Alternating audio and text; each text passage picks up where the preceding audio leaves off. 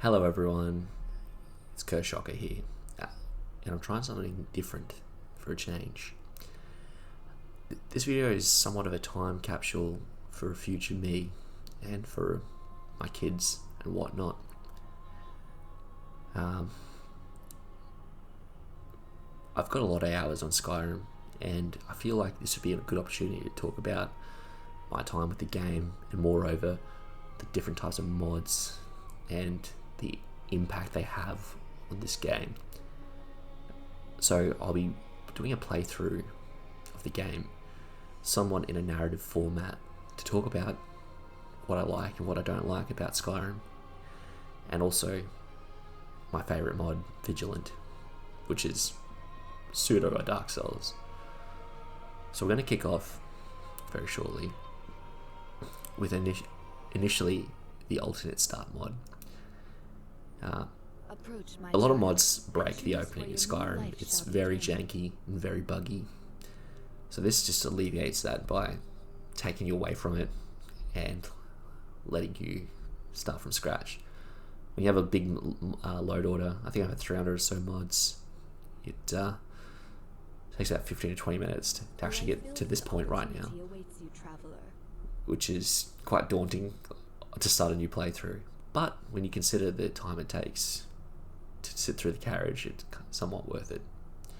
So in this adventure here, this video will be more of a preamble to the Vigilant mod. So it's quite long, but you don't need to watch it. You can just put it on the background, do other things, video edit, whatever strikes you, tickles your fancy, whatever you want, you can do. So in this instance, I'm starting off in a Dwemer Ruin. You have a decent starting kit. It's all randomly generated. And this is probably my 4th time running through here because I kept getting cocky thinking I could fight this Falmer up here. Alternate start mods are always great because it gives you the opportunity to set the boundaries of your character from the get-go and decide what direction you want to take him in, or her. So you could start as a college mage, necromancer, vampire, bandit, merchant. Skyrim's role-playing opportunities really comes to your own imagination.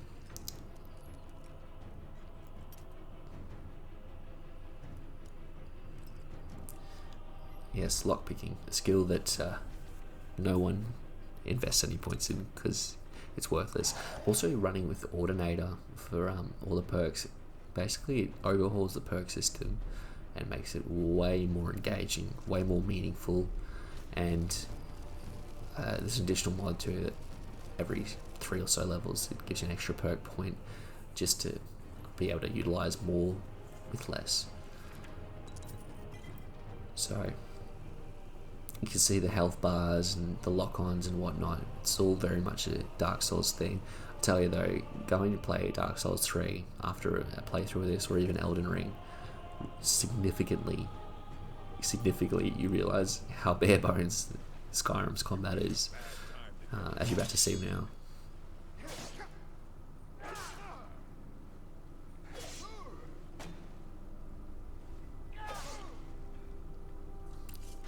Dropped him.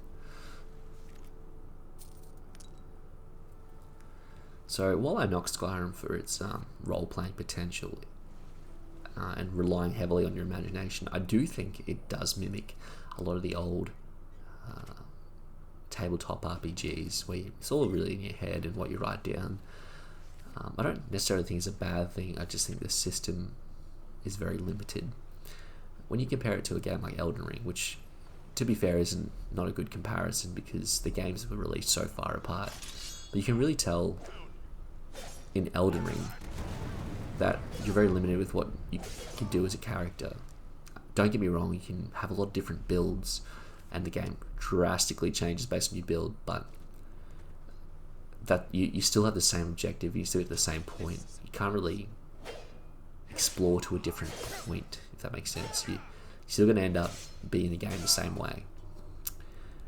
Skyrim is still a game in that regard where you have to kill Alduin and then the game's over and then you do the DLCs, but you don't have to, and your game can end when you decide on.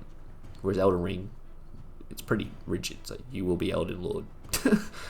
So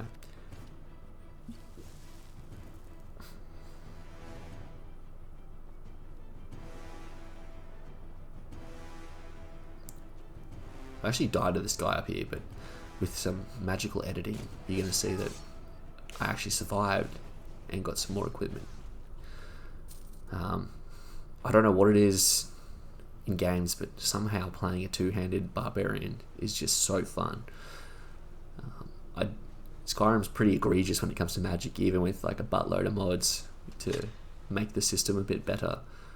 But yes, just simple two-handed swords and axes just seem to be how it was designed.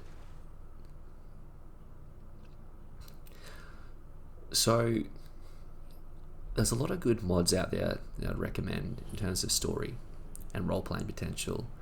Obviously, based on this video series, I'm focusing on Vigilant, which has altogether been an incredible modding experience, somewhat recreating a Dark Souls-esque vibe. That's very vague, but when you play it, it does, like, the boss encounters and at a certain point in the game, it's sort of, there's a lot of different influences. Beyond Reach is another great mod, and when I first put Vigilant in as a mod, it was, I actually didn't like it. For those that aren't aware, Vigilant's broken into 4 main acts. The first act, which you'll see later on in the series, I think the next video in fact, involves you going around Skyrim hunting leads for a summoner, and it is extremely tedious if you don't fast travel.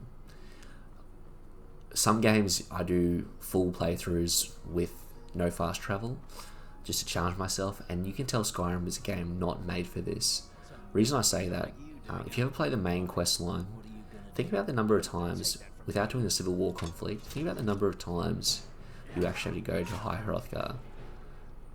You have to go up there to talk about the dragons. You have to go up there to organise a peace council. You have to go up there to go to the peace council. Then you have to go up there after being Alduin to talk to... Yeah, it just goes on. And... yes, realism, ladies and gentlemen. But it really goes on. And once you've climbed the 7,000 steps, quote unquote, there's nothing new or exciting the next time. You literally design to do it once and never again, and it's so blatant in the design, it's quite depressing actually. That's why you end up falling into modding, because you're like, how can I make this experience more fun for longer? And Skyrim set itself up in a really peculiar way where it's made it ridiculously easy to mod on. Having played Fallout 4, while the modding scene's still quite good on that game, it is nowhere near as engaging as Skyrim. I don't know if that's... but I think it is to do with the implementation and the system. Skyrim just seems to be made for it. I can't understand it. And I think there's also that aesthetic appeal of old fantasy style games where there's more creativity. Whereas Fallout 4, it's weapon mods and future cybernetics, and just... that's a very particular genre, which is probably less engaging for a majority of people. Very broad statement, I know, but yeah. So the quest mod itself recommends starting at level 15 to get a fairly balanced experience. I'm going to start a bit earlier, but I can't just go in like this, so I've got to do a few little things on my journey to get to the start of the quest to sort of set myself up. Yes, this poor cuckold, he's completely unaware of what's in this town. So I think this is where Skyrim really shines. It's in those really discreet side quests tucked away on one point in the map where you stumble in, there's something little like, hey, can you get my wife out of the top of this tower please? You go up, and it's not what you think, or she's dead, or something, and it's really good when you compare it to the main quest line, which really funnels you and limits you on what you can do. It's like, oh, let's just kill Delphi and do what I want. No, you have to follow what they want you to do. This one, you can approach it in several angles. You can just outright kill him from the beginning and just go up and kill like a normal bandit boss. You have a lot of options here. But naturally, I'm going to do what I do best and just get in there and start killing.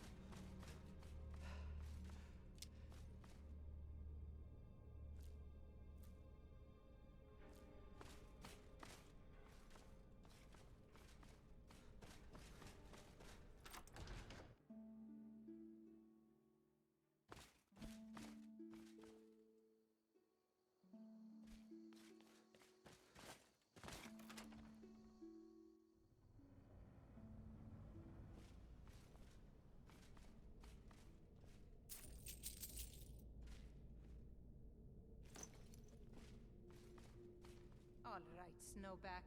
Who are you and what are you doing in my tower? All right, Snowback. Who are you and what are you doing in my tower? Fiola. How do you know that name? I don't know. I never but don't kill him. I don't hate the man. Better men have tried. Let's finish this. Faismir, you won't leave here alive.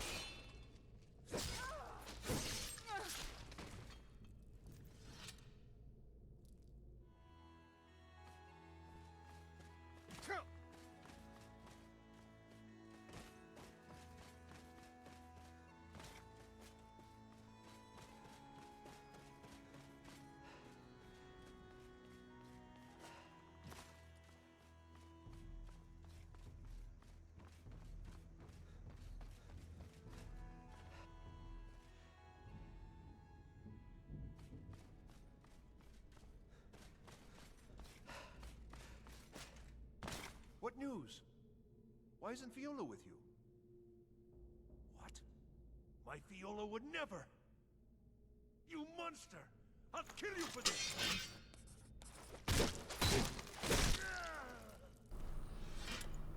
That's all that's left of Krista. Now, exploring in this game is pretty top notch, and for the most part, there's going to be a lot of glitches like this, which are quite funny. And you're going to see me look around frantically for the dog she's talking about. But this is one of the interesting NPCs added by the mod of that same name. It adds hundreds of NPCs and quest lines. Just sort of fleshes out a lot of characters, though it can be quite jarring. I think a lot of mods don't really consider that you're not at the Dragonborn. They refer to you as such, and you really have to headcanon a lot of, or meta gameplay is another term I would probably best describe it, where you have to selectively pick quests out which would make logical sense for a character development. So with Vigilant, normally on a playthrough, you would do Molag Bar's quests in Markarth, and you probably do a bit of Dawnguard and a bit of Dragonborn for the quest to make complete sense. However, it's not required, but just a consideration to make it more immersive. But to be a meta game player sort of takes you out of the immersion anyway. You're just creating a fake narrative in your head, which is that role-playing aspect coming back again. But I think where Skyrim thrives the most is in its exploration.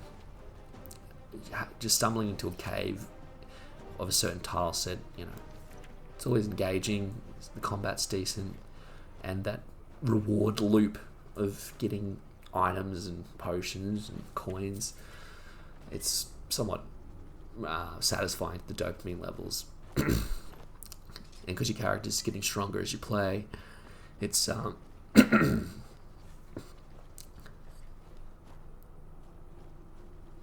ends up being, I don't know what the hell is and isn't an item. I just want to take everything, which is pretty good. And even with alchemical ingredients, it can be quite an exercise of just picking shit and running with it. But you'll also notice a lot of potential changes to the way the game plays as this series progresses, because I'll be playing one thing and I know something's broken or not working right, and then it's like 3 to 4 hours to troubleshoot it. In fact, in the making of this series already, you'll see later at the end of this video, an NPC just doesn't want to talk with English words. So I tried troubleshooting, and it ruined the map mod that I have, which I don't know how that works. So it took me, I think, 2 hours to fix up, and I eventually got it. And the original mod that wasn't voice acted, which is Vigilant, was still not working. Then I found out on the mod's homepage that I'd clicked the wrong checkbox when I installed it, and that fixed everything up. And I went, wow. It's usually something simple like that. With this map mod, one of the requirements is that it needs to be at the bottom of your load order, which is how the game loads mods into it. So, you know, it can be quite finicky, and it's very easy to understand why people mod for several hours, get in, the game doesn't function exactly right, and then they just never play it again. Because I can say for certain, playing Skyrim vanilla without mods is no longer an enjoyable experience. I mean, that's pretty harsh. At the time, the game was incredible. I remember when I first played Skyrim back in 2011 when it came out on my friend's PlayStation 3, and we were staying at the canals by the beach. They're like, let's go jet skiing. Nah, I just want to stay inside and play this game. I don't know what this game is, but it's the best thing I've ever seen. You can go into random people's houses and just ruin their economy. And you can kill whoever you want, which little I know at the time, but it's not everyone you want, but still. It's quite a revolutionary game for the time. It's quite easy to understand why it became so popular when it did. To compare it to modern games it's pointless. You know, like The Witcher 3, for example. Like Witcher 2 is a good game, but when you compare it to Skyrim at the similar release time, it's not really comparable.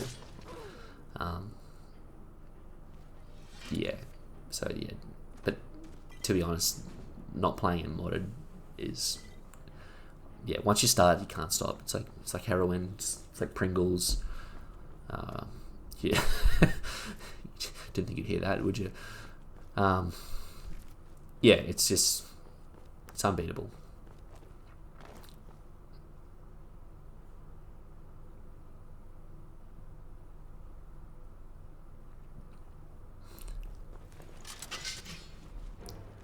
I think the other part of a good barbaric build is it does limit your ability to fall into that stealth archer category. But what I find is it's so quick to level up. I mean, look at this. I'm just punching out levels. And halfway into the game, you've maxed out. It's like, oh, well, now what do I do? Like, every time you kill something, you're wasting XP for a skill that needs it. And I know you can legendary a skill, but that drops it back down to 1.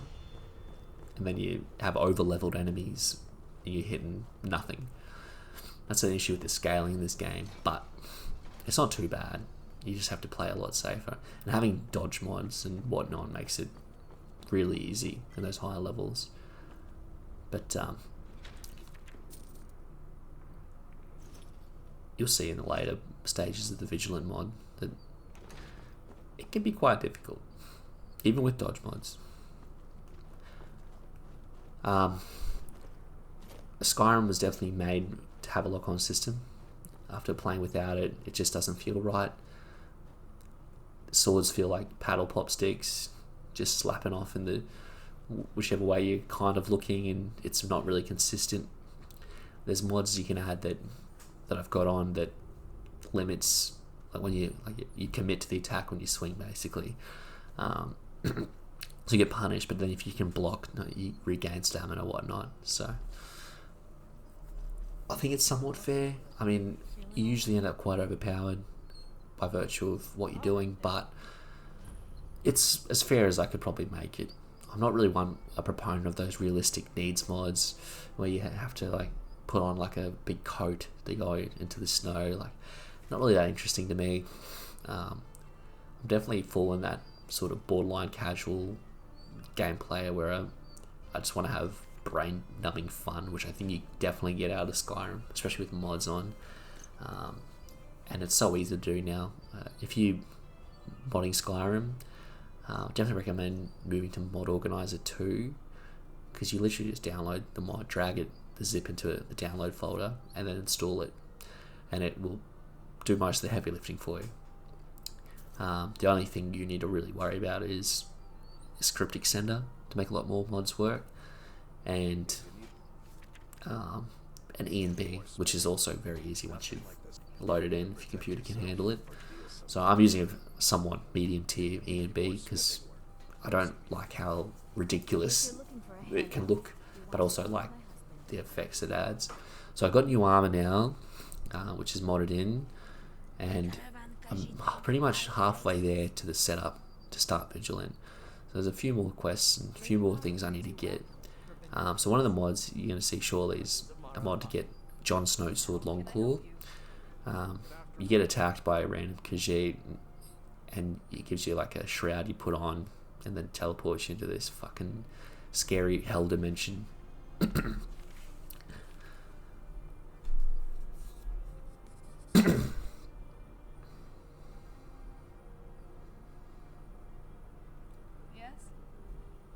But yeah, simple mods that just let you add animations like eating and sitting down, resting, whatever, what have you. They really go a long way into making the game more enjoyable. You know, you could be leveling up so you can meditate and sit down. You could be sitting by a campfire while you sort your inventory or something. Like, it's something small, but definitely makes a big impact. And there's mods that I don't have on that I always thought about putting on, which are like every action you do is animated, but it could probably there's a boundary, right? If you look at games like Red Dead Redemption 2, where everything has been intricately crafted, but it's so slow. It's like, I just want to loot this deer, and it goes into this gutting and skinning animation, and it's like, oh, it's so frustrating. Like, you used to do that like 20 times. So once you've done that mod, you wake up randomly in the forest. It's kind of like after you transform into a werewolf. So now I'm out near Falkreath, and it's going to take me nearby to another little interesting keep, where it's part of Mayrun Stagon's quest line.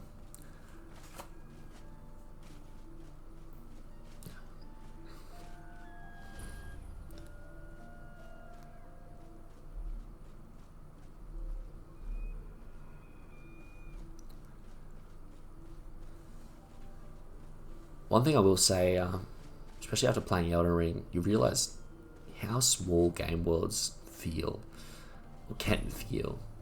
In Elden Ring, the scale of that game is massive, and yet it feels like it doesn't take long to get from one point to another. Skyrim's no different. I'd say while it's probably much smaller than Elden Ring, I think it creates a better illusion of size by virtue of how long it takes to navigate around it and how it hides and obfuscates the cities and whatnot. Whereas Elden Ring is pretty blatant where things are, and then you ride there and then you're there. But yeah, so there's a glimpse of that map mod I mentioned earlier, and it's gorgeous. These quality of life type mods really go a long way in making you want to play longer, because it feels like something different, right? And that's part of the appeal of modding games like this. The first time I modded Skyrim, I added, what was it called? I think it was the town of Salem. And it's not the best mod, right? It's, you know, it's one person did it, and it's pretty awesome that someone did that. But when you compare it to a lot of newer mods, especially, like, there's a lot of work that it needs. But to me, it was a brand new world, a brand new space, and it blew my mind. I'm like, whoa, this looks completely different. And there's some voice acting, and I had Dark Souls armor on, and a backpack, and a cape that had physics. And, like, this game's incredible. Like, it's like something different. And then I played Valskar, and that mod blew me away. It was like a brand new game, right? It's a whole new map. It's big in size. And at the time, you didn't have a lot of options to choose from. It was, you know, so you're quite fortunate with what you had. Another one, Forgotten City, where it's so good that the guy won an Australian Writers Award, and then ended up making his own game, which, from what I've seen, is even better than the mod. So, you know, there's a lot of talent in the modding community, and it's just incredible the commitment they have. But to me, the mods that integrate Elder Scrolls messed up lore is what really appeals to me. It's because the lore in Skyrim, or not Skyrim I should say, but in Elder Scrolls, it's just so disturbing. And I think that's one of the reasons Vigilant's such a good mod, because it delves into that disturbing aspect.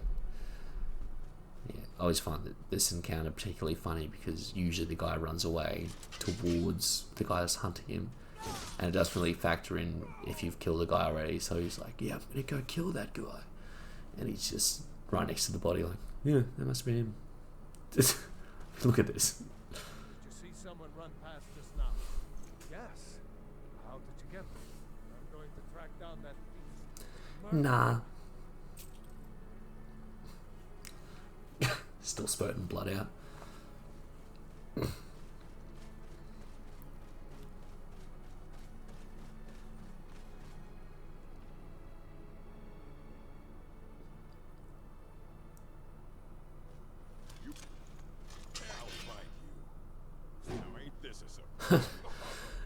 Yes, having intelligent NPCs dodge out of your way can be quite annoying. I suppose I'm pretty annoying to them, just coming through, ruining their day. But early on, especially a two-handed build, you have limited stamina, so when you miss a swing, it really ruins your day.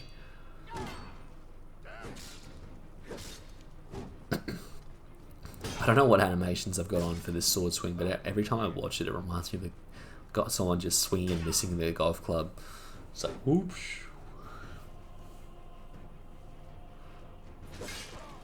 Got it. Just another day. So, in Skyrim Special Edition, I've got about 1,600 hours, and I've got 900 hours in an old room, and then I've got countless hours on the 360 version. I don't know how much either. But one of the things with the Live Your Life quest mods, or alternate start mod I should say, is that the only quest you have in your journal is just live your life and do what you want. Now what I've noticed is over time, the longer you delay the main quest, the more janky things get and things start to break. I don't know any games that counted for you to go this far without doing Unbound, which is the first quest. So tying back into metagaming, that's one of the things I need to do, is logically make my way to Helgen to trigger Alduin. When you trigger Alduin, you get a pop-up to go see a journal and blah blah blah, and go talk to Balgruf, and alright, now the quest is over and you're starting the main quest. But it's pretty easy to blow the main quest off. When Farengar says, yep, get me the claw, get me the bloody stone tablet, and you're like, yeah mate, yeah, I'll do that, and then just never do it, and then that's it, you're in limbo.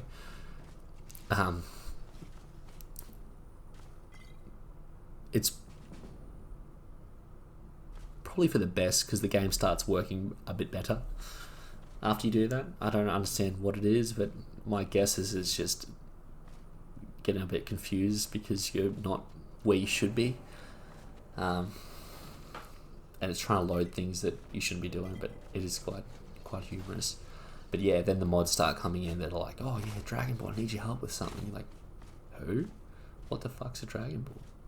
Like, in game, I know what's going on, but yeah, in game, it doesn't make any logical sense. So, I think we're gonna have a bit of a jump forward here.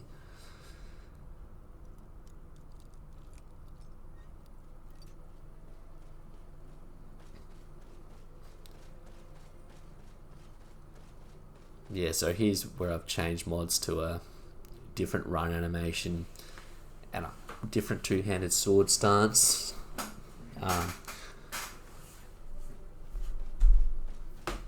Something that looks more warrior-esque, I suppose. The other one looks like a jolly guy running in a field.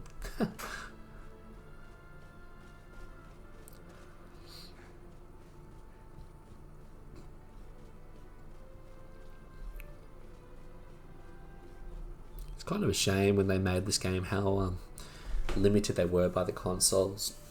And you're having these villages that all have the same building structures.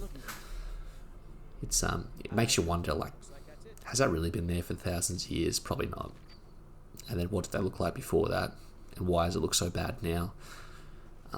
The game engine's so limited with what it can pull off.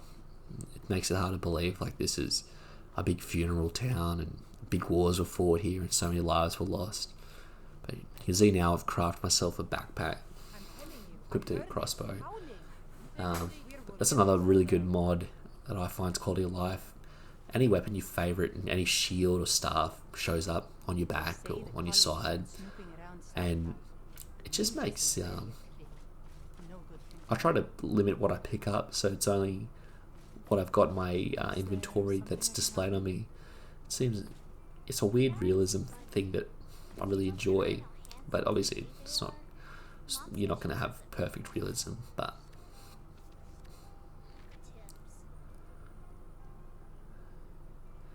yeah, there's another weird mod going on here. Things are glitching out like that, but for the most part, it's.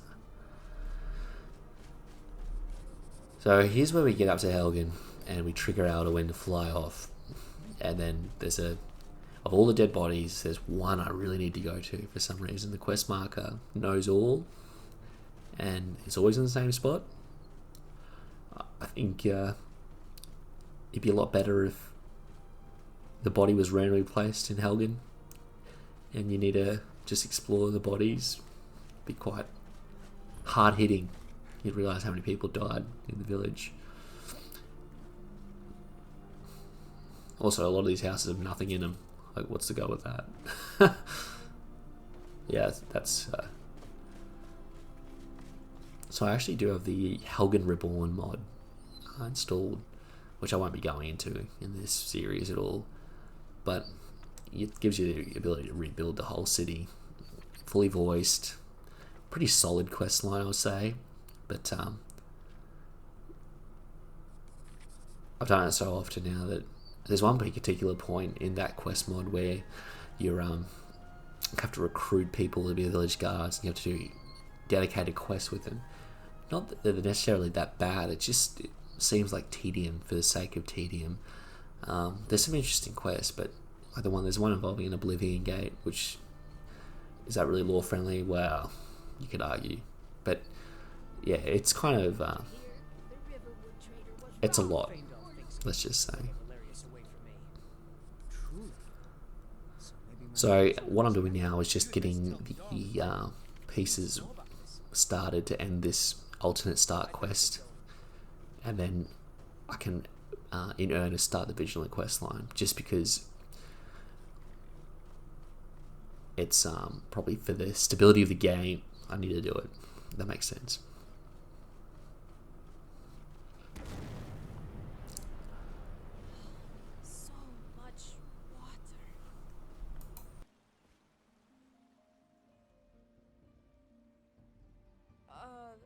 I'm fine.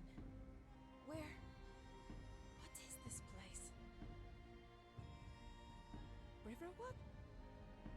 The Wise Ones. The Aes Sedai. They were supposed to send me to... Never mind. My name is Avienda. of the Tardar Aiel. I am a maiden of the spear. Who are you? I do not know this land you call Riverwood. Would you allow me to accompany you?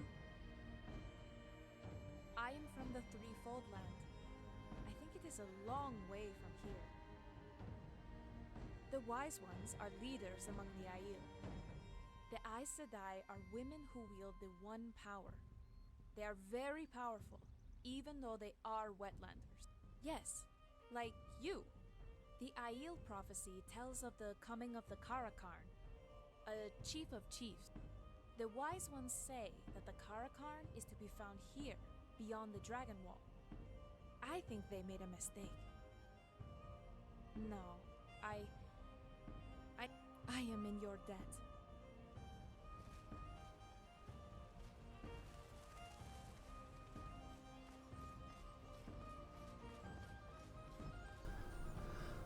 So we have the Wheel of Time mod, follower Aviendale, and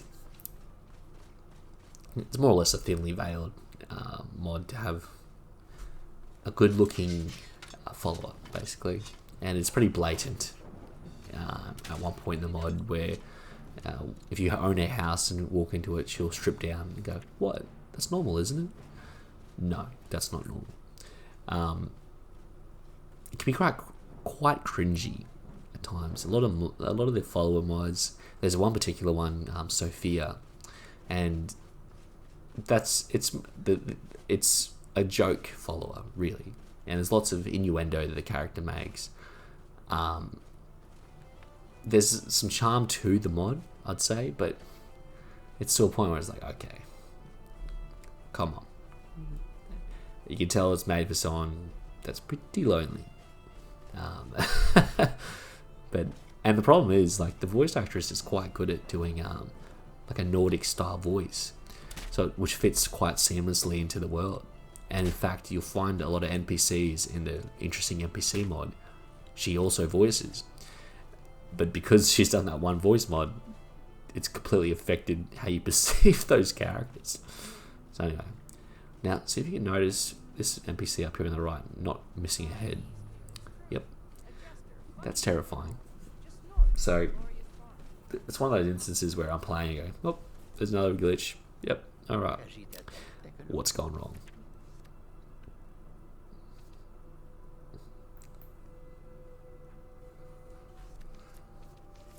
So clearly I've got Sky UI on here, and I've got a notebook theme for it to make it just look like I'm pulling a journal out every time I need to check something. Really missed opportunity, I feel. Some people really like Skyrim's default UI and like the simplicity of it, and while it has some charm to it, I think it just is so jarring with how the world's constructed. As soon as I could figure out I could change it, it was game over for that UI, let's just say.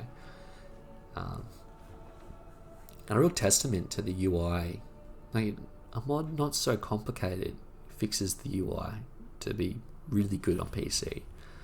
And you just realize how bad it is when you go back to vanilla. I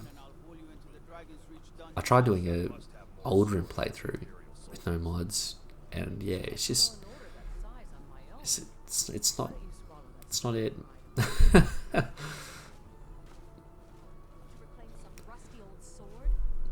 So I think we're gonna help out Amron here, poor guy. Just wants his old mate's bloody sword. So a good part of this sort of content that the game gives you is it gives you a good opportunity to explore, and it gives you a good opportunity to level up before having to fully delve into whatever quests mod you want or whatnot. And if you haven't played for a while, like I haven't played this for a while when I started recording this, it's a good sort of way to get into it before really getting into it, if that makes sense. You're going to see up here some really dodgy crossbow shots. That's yes, that's why I'm only Nova 2. on Counter-Strike, let's just say.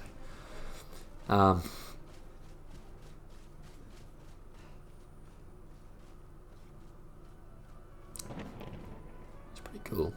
That scenic shot of Whiterun always is quite motivating. But the game itself, in terms of depth, story-wise, world-wise, is quite shallow in some regards.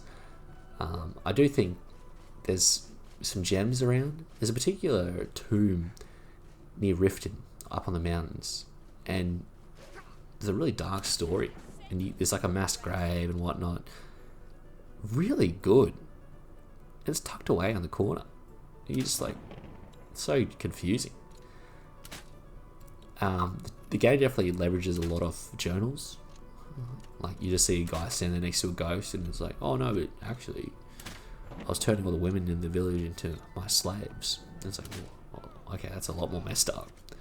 I don't feel like they lead into it enough. They sort of, it seems weird to say, but it's almost a kid-friendly game. I guess kids can't read, so they're like, oh well, let's hold all the gory good stuff in the notebooks. Oh. So there's a mod obviously that allows you to affect your kill moves. I actually quite like the kill moves. It's a contentious point. Some people don't like them. I really like them. I think it's a good way to break up the combat.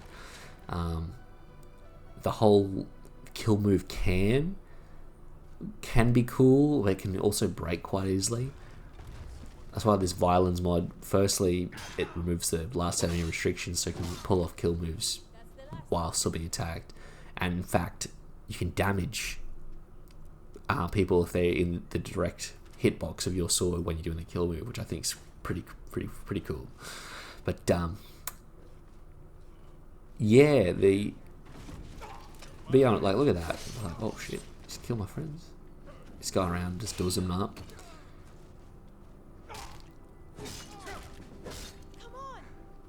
But yeah, disabling that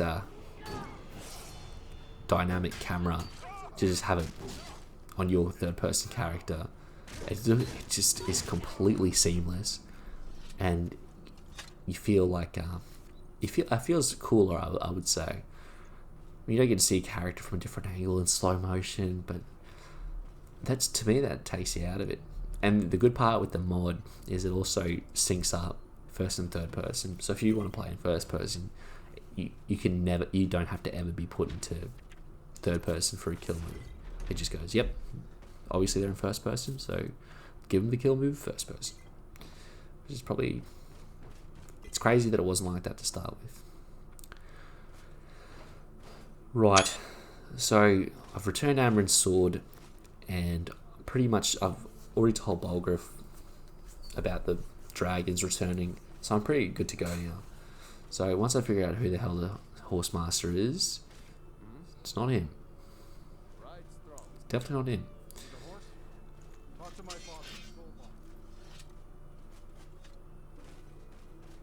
No, not in his tent. Yep. Now I'm like, well, the game's broken. And then I see him. So now I'm starting the Vigilant mod.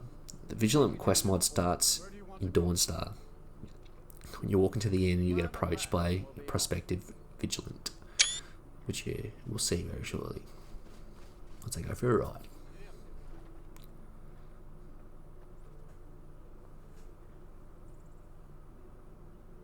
Just standing there awkwardly in the corner.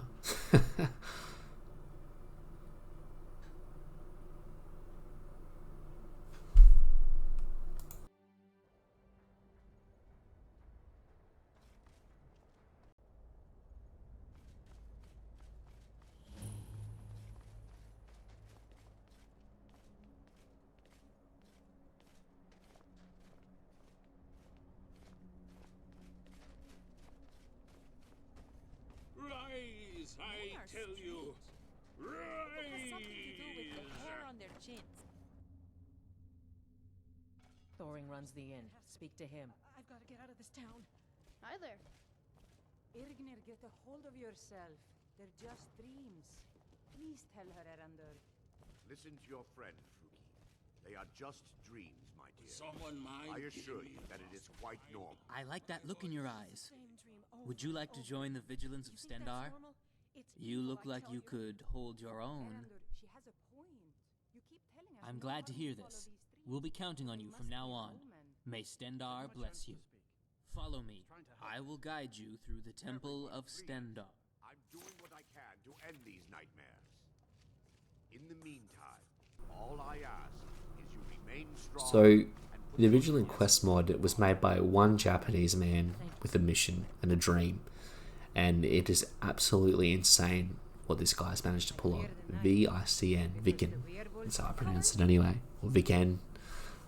Or Vissen. I don't know. But he is creative magic. However, it's all silent. And it was in Japanese. And it took a very talented person named Ayla, who translated it all, read through the lore, figure out if the translation was what Viken did intend on saying, and then eventually getting voice actors together to voice the game. And it's probably 90% voice acted. You'll see in this particular video that some characters don't talk. That's, again, as I said earlier, that's my fault, because I'm stupid. I didn't know how to update the mod properly. But, and you'll see a couple instances probably next video too, because I still haven't figured it out yet. Yeah, you tricked me here. He's like, yep, it's up here. Nah. But yeah, absolutely insane. And he's still working. He still updates the mod. So originally it was very obvious it was Dark Souls inspired, because a lot of the armor sets and weapons and bosses all had Dark Souls armor, and he's gone through now with unique 3D assets to create his own armor, his own weapons and whatnot. Absolutely bonkers. And every time he updates this, Ayla has to update the voice acting mod and the translations. So props to her as well. It's such an amazing project. They've also got another one called Unslad, which is, I believe, from memory, a conclusion to the trilogy, even though it was released first, I think. Don't quote me on that. And then you also got Glenmoral, which is another mod he's currently working on. It's not quite complete, and it's not fully translated yet either, nor is it voice acted. That will come once he's complete. Both Unslad, Vigilant, and Glenmoral, just so it's easy, you don't have to get voice actors back and whatnot. But insane effort, you know. It's one of the bigger mods, and the themes of it are quite graphic and disturbing, and playing Vigilant and then following it up with Beyond Reach, which is not made by the same people that made the Beyond Skyrim mods. It can be quite bleak, and they often recommend leaving Vigilant and Glenmoral and Beyond Reach for end game quest mods. So this is the hub for the mod, where you get issued your quests.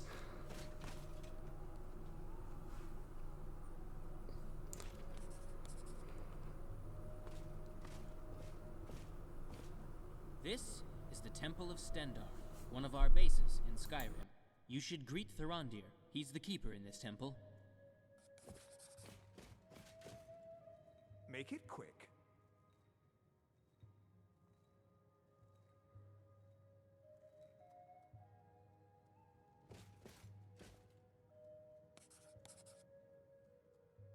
I will give you a short overview of its facilities. The place we're standing in right now is the chapel of the temple. Here we speak our... Downstairs is the library where books collected by our predecessors are kept. You should visit it when you have the time. To the right of the entrance is an alchemy laboratory. Upstairs is the restroom. On the second floor on the left is a dining room. Admittedly, but let's finish the explanation here. You must be tired. Get some rest.